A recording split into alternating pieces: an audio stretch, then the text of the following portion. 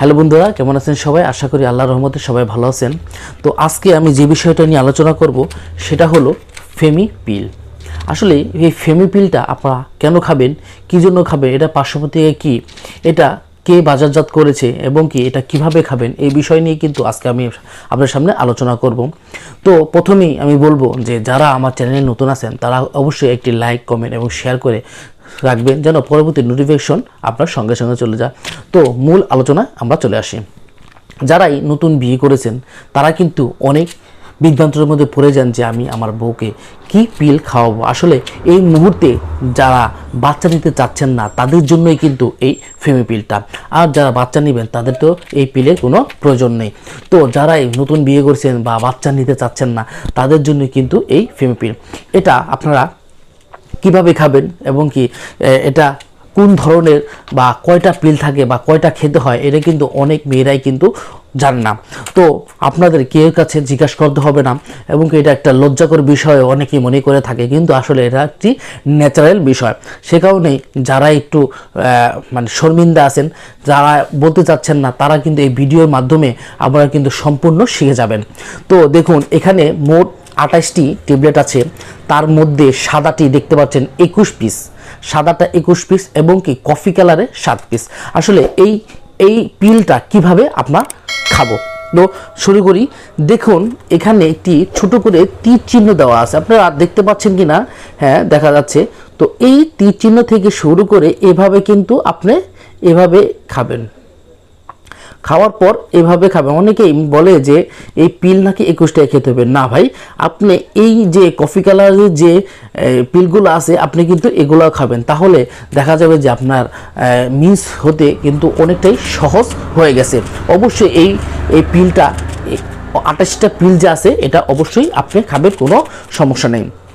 তো অনেকেই মনে করে যে যদি আমি মনে করেন আজকে খেয়েছি, কালকে খাওয়া পড়েনি, ভুলে গেছি, সেক্ষেত্রে আমরা আসলে কি করব?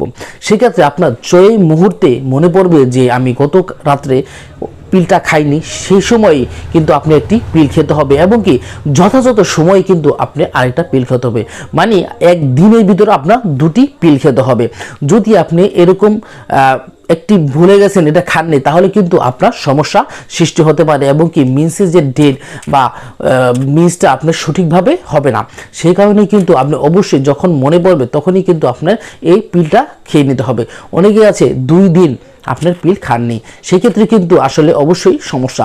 সেই ক্ষেত্রে আপনি পিল একবারে বন্ধ করে দিবেন, তারপরে আপনার মিন্স হবে, তারপরে কিন্তু আপনি আবার নতুন করে নতুন পিল আপনি কিন্তু আবার সংগ্রহ করে আপনি খেতে পারবেন। তাহলে কিন্তু আপনার মিন্সের যে ডেট বা মিন্স অনেক রকমের সমস্যা হতে পারে। তো একদিনের বিষয়টা এটা কিন্তু আপনি একদিনে 2টা খেতে পারবেন, কোনো সমস্যা নাই। এই জন্য আমি বলবো যে আপনারা এই বিষয়ে অবশ্যই খেয়াল রাখবেন যেন আমার পিলটা খাওয়া কখনোই মিস্টেক না হয়। দেখা যায় যে তারা অনেক সময় এরকম করার ক্ষেত্রে কিন্তু তাদের পরবর্তীতে মিন্স হচ্ছে না বা এরকম নানান প্রকার সমস্যা সৃষ্টি হয়ে থাকে। বা যারা নতুন খাচ্ছেন তাদের মাথা ব্যথা হতে পারে এবং কি বমি বমি ভাব হতে পারে, এরকম 2-3 মাস হতে পারে স্বাভাবিক। তারপরেও যদি দেখেন যে আমার মাথা ব্যথা, বমি বমি ভাব বা যে কোনো সমস্যা হচ্ছে বা ছোট অল্প অল্প পরিমাণে কিন্তু ব্লিডিং হচ্ছে, সেক্ষেত্রে কিন্তু আপনি অবশ্যই একটি গাইনি ডাক্তার বা যে কোনো ভালো একজন ডাক্তার দ্বারা পরামর্শ করেই কিন্তু আপনি পিলটা সাজেস্ট করে নেবেন, তাহলে কিন্তু এই সমস্যাটা হবে না। এটি এসএমসি ফার্মাসিউটিক্যাল বাজারজাত করেছে, এটির দাম মাত্র 18 টাকা। এই 18 টাকার বিনিময়ে কিন্তু আপনি পুরো সেফটি পাচ্ছেন 1 মাসের জন্য। এখন অনেকেই মনে করতে পারে যে 28টা পিল পরে কি আবার আমরা খাওয়া শুরু করব? না ভাই, আপনি অবশ্যই এটা করবেন না।